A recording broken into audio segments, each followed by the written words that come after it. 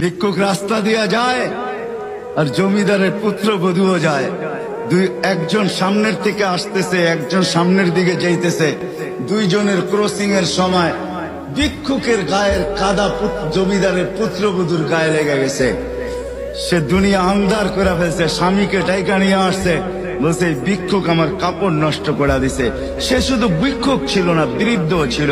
বৃদ্ধ ছিল না শুধু, জীর্ণ ছিল, শীর্ণ ছিল। শরীরে কাপড় ছিল না, ফাটা চিরা কাপড় ছিল। পায়ে জুতা ছিল না, পেটে ভাত ছিল না।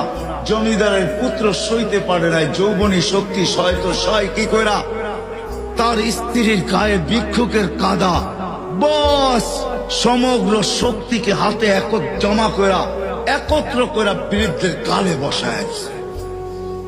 বৃদ্ধ কিচ্ছু বলে নাই, শুধু উপরের দিকে তাকায় দুই তিনটা শব্দ উচ্চারণ করছেন। শব্দগুলা হলো ইয়া মাল্লা তারা হলো ওয়ুন, ও আল্লাহ চোখে দেখা যায় না। ও তারা কুল্লা শাই, তুই সব দেখিস। ফারা তারা মা বি, তুই কি দেখিস না আমার সাথে কি ঘটতেছে? এটা কি দেখিস না? বলতে দেরি যুবক, মরতে দেরি হয় নাই। জমিদার চলে আসছে, প্রতিশোধ নিবে। বৃদ্ধের একদিকে মুস্কি হাসি, একদিকে বলতেছে প্রেমের খেলা এমনই হয়। জিজ্ঞাসা করছে কিসের প্রেমের খেলা রে? বলছে ওর প্রেমিকার গায়ে আমার কাদা লাগছে, পায়ের কাদা লাগছে, ও সইতে পারে নাই।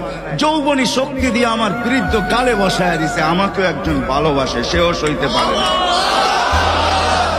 সেও সইতে পারে না। ও তো থাপ্পড় দিয়া খেলতো, সে জান নিয়ে নিছে, জান।